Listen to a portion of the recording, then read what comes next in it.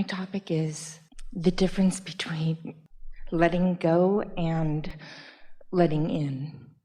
They're the same thing. Letting go of resistance lets in allowing. Letting go of resistance lets in good ideas. Letting go of resistance lets in impulses, and they are the same thing. Letting go lets in. Letting go is just a step before letting in. Letting go is necessary to letting in. And you're not letting go of desire, you're letting go of resistance. You're letting go of patterns of thought that have been blocking the letting in. Letting go of paperwork all over my desk feels very stressful sometimes. Or letting go of the dissatisfaction of the paperwork all over the desk. So, you're going to like this. Good. That's what I'm here for. So, we'll just give you an example of what Esther's been doing, because she's really been after this understanding. And the idea of satisfaction is big for her right now. She's really been focusing on it since we've been talking about it so much. She heard us say on several occasions as she was listening back to the recordings, satisfaction comes from one place and one place only. Having a desire that you are moving in the direction of. Not a desire that you have fully completed, that is manifested altogether. Satisfaction is just moving in the direction of a desire, moving in the direction of it rather than in the opposite direction of it. So Esther began noticing that there were many things in her life that was so satisfying. Being with dear heart friends that she just loves spending time with, really satisfying. Going to beautiful places, really satisfying. Doing things that are new and exciting, really satisfying. But she also acknowledged that there's a lot of life lived with her in her house by herself. There's a lot of life lived with her working on a project, doing her taxes, getting her taxes ready for the CPA. She acknowledged that there are a lot of things that are required of her, or she believes are required of her at this point, that are not all that satisfying. That, in fact, could be things that she could complain about if she were being like most everybody. In other words, if somebody said, "What are you doing?" and you say, "Taxes," are they delighted with the idea that you're doing that? Or do they empathize with your struggle of all of that detail that feels unnecessary? So Esther decided for herself that she was going to see if she could find more satisfaction in more things. So she asked us how that looked, and we said it requires setting more intentions, making more decisions in every day, and then flowing in the direction of those decisions. So she began acknowledging just a handful of things that she planned to do that day. In fact, she used a process that she and Jerry read in a book long ago. It was in a book written by Alan Laken, and it was How to Get Control of Your Time in Life. And she doesn't remember anything else about that book. It was way before she had met Abraham. The only thing she remembers from that book was something that he called the Swiss cheese process. And his philosophy was that you have these things that you think you need to do, like clean out the garage, which is going to take really a long time, or maybe do your taxes, or maybe plan for a wedding, or whatever it is. And there are some projects that are just so big in scope that you never quite get to them because you never have a block of time that's big enough to get to them. So he suggested that you take those big things like that and break them down into smaller intentions. He said Swiss cheese it, like his idea was like you see a piece of Swiss cheese with all of those holes in it, and after a little while the whole thing is already taken care of. So Esther would draw circles on a piece of paper and write these intentions that she had for this day.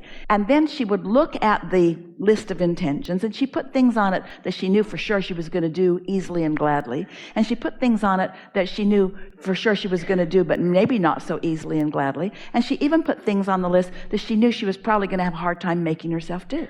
She just put things that she wanted to do or needed to do, things that she planned to do. You get the idea of it. Sort of a mix of things on a big piece of paper with lots of circles. And then she would look at the page and she would say, what's the most satisfying thing on this list? And it was easy to find one. So she'd go do it. And usually it was something that didn't take very much time. It was just a little piece of it. Like she broke doing her taxes down into about 14 different things that needed to be done, and some of them are really fun. So when she turned to that page, she found something that was fun to do. She used an old-fashioned expression for herself. She said, it's like it primed my pump. Got the pump primed. If you never had a pump, then you don't know what that means. But sometimes they lose their prime and no water comes out, so you have to kind of suck on them in some way to get the prime going. And once water starts flowing, then it'll keep flowing. It's like that. What she began to notice right away was, first, it became fun to make the list, because life was kind of setting some of the intentions, but her own desires were setting others of them. But next, it was so satisfying. Then each time she'd do something, she'd take a big magic marker in colored, bright colors. She likes pink. And she would just color in that hole. The whole paper was pink. The white places were white. She makes them carefully every morning. And then when she colors them in, her intention is for the whole Swiss cheese to be all pink. She was yellow for a while, but pink's more satisfying. So, satisfaction, because she's intended to do something and every motion toward it feels good. It's like putting satisfaction in things that usually aren't satisfying. And what she began to realize is that everything can be satisfying with the right attention to it. And then everything started being more fun. The piles of paper on the table did not feel like work undone. It felt like game in progress. One of the things you might even put as one of the intentions in one of the circles is just make neat piles of the stuff. Not trying to sort it, just make neater piles. And then another circle might be to turn them crisscross so that you can tell where one project stops and another project starts. Just make some sense of it. Make sense of the mess of the piles on my desk. That could be so satisfying when you just kind of get a look at it and sort it all out. Don't do it. Don't do it. When Esther rides with her family into their neighborhood, they'll say, let's check the mail. And Esther always says, yeah, check it, but don't get it. She's trying to Swiss cheese everything. Just check the mail. Don't get it. She's just teasing with them, and we're just teasing with you. But you get the sense of what we're talking about? So now go back to the piles on your desk and feel the dissatisfaction that you were feeling about them as you were expressing them to us, and then talk about them from this new framework and see if it feels more soothed to you. That part definitely does. I think letting go. I feel like You keep saying letting go. What are you letting go of? Because you're not actually letting go while you're using the words letting go. Right? It isn't about letting go of something, it's about going somewhere else. You might say, I'm going to let go of my paperwork dysfunction. But the whole time you're talking about it, you're not letting go of it. Or you could say, I'm going to Swiss cheese my desk today. Well, while you're Swiss cheesing your desk, you're letting go of your paperwork dysfunction. It's not just that. I feel like I'm pretty good at pivoting to a better feeling thought, and I think about that a lot. What's got you so overwhelmed? That unproductive thoughts keep coming back.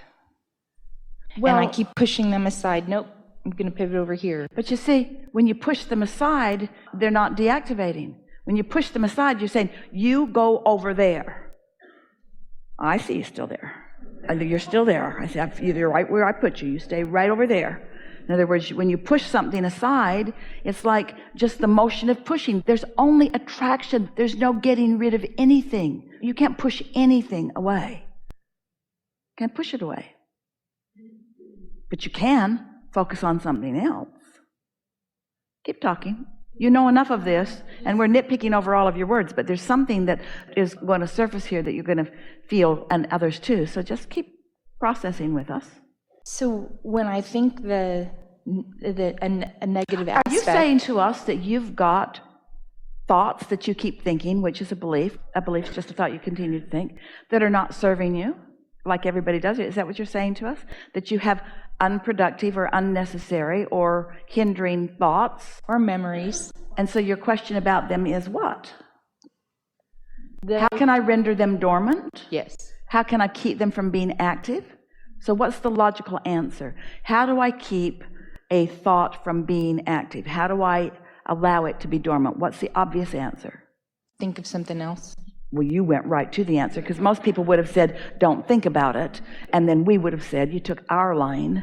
We would have said, think of something else. You have taught me so well. Think of something else. But what we're saying to you is, sometimes the things that you think you should be thinking about, you think that they should be big, like the negative thoughts. So here, we haven't talked about this before, but oh boy, is this going to be a wonderful conversation.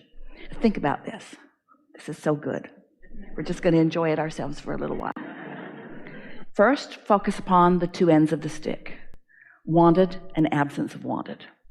Then let's consider, as you are presenting here, that you have an issue or a negative thought that's active, a belief or a problem or something. We are just enjoying this so much. Just give us a moment. The other end of that stick, so let's say it's something that's been going on for a while. The other end of that stick is a wonderful thing that you can't relate to at all because you're so used to being over here. And why? Because you've been Swiss cheesing that. That issue didn't get big all at once. It got big this experience at a time, and this experience at a time, and this experience at a time. You might feel insecure because that person said that to you in 3rd grade, and that person said that to you in 1st grade, and that person said that to you yesterday. In other words, you've been Swiss cheesing the negative end of the stick. So we're suggesting that you now Swiss cheese the positive end of the stick. So instead of saying, I got to get my act together and get on the other end of that, which you can't do, just ask yourself, what of that big issue is bothering you the least, and then it's easier for you to find the other end of that Swiss cheese little tiny piece of the issue. For example, to make that clear, let's say that Esther's getting her taxes ready for the CPA. So what that requires is she's keeping track of all dollars in and all dollars out. That's pretty simple. And let's say she's on the expense end of it, and so she's keeping track of what she spent for cash and whether it's deductible or not, what she spent on her credit cards and what's deductible or not, what's moved through the checkbook and what's deductible or not. You get the idea.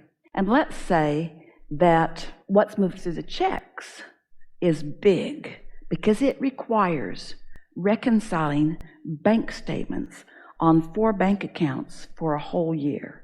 That's 48 bank accounts, and she wants to do it because she likes knowing what's going on and feeling the flow of things, and when she gets in the groove of it, she actually quite enjoys it. But it's a big deal, and it requires a lot of... So if Esther were to say, so let's see both ends of the stick, and she were to say, got to get going on this because he's asking for it and he wants it right away, and I only have this much time, so she sets herself up for a feeling of time shortage consciousness, which sort of paralyzes her and makes her spin around in circles for a little while. You get the sense of what we're talking about. But instead, she focuses and she says, I'm going to focus on the reconciling of cash expenses. It's just a little pile of receipts. She hardly spends cash for anything. Most everything, if it's deductible, has gone through a credit card or it's gone through her checkbook. And so it's just this little pile of receipts. So she says, I'm going to do that today. So she picks up just that little pile of receipts, and in just a few minutes, she's got that part done, and then she puts her big pink circle in there and feels all satisfied about what she's done. Feels a little childish to you maybe, but it sure works for her. And then maybe she's primed the pump enough that she's wanting to do something that takes a little more time. Then she'll make another sheet with 1 bank account and 12 circles on it, and another sheet with another bank account and 12 circles on it. And then she'll look at those sheets and she'll say, I think I'll just do this today. I think I'll just do this and this. Every single time she sat to do it, this went so well that she did that, and that. Sometimes she'll do all 12 of 1 bank account in one sitting because it gets rolling, her mind's clicking, everything's flowing along. You see what we're getting at? By breaking the big bad thing down into something that she can... Jerry used to say, how do you eat an elephant? 1 bite at a time. And Esther used to say, I really don't prefer elephant. But what he was getting at is, you have to find a way, play whatever game you have to play with yourself to get yourself in the place where you feel satisfaction while you do it rather than dissatisfaction. And as soon as you get into that mode, ideas begin to flow. Every single year that Esther sits to do that, she streamlined it, she's trimmed time off of it, new ideas flow, and that is so satisfying. It's so satisfying to get better and better and better at things, even if they're things that you formerly didn't think that you even wanted to do. Because you live for evolution, you live for expansion. And so all of a sudden, this project that you thought you didn't want to do has components in it that cause you to expand, and the expansion is the predominant thing. And in that predominant thing of experiencing the expansion, you forget about all the nitpicking things that you've been using as your excuse to not want to do it.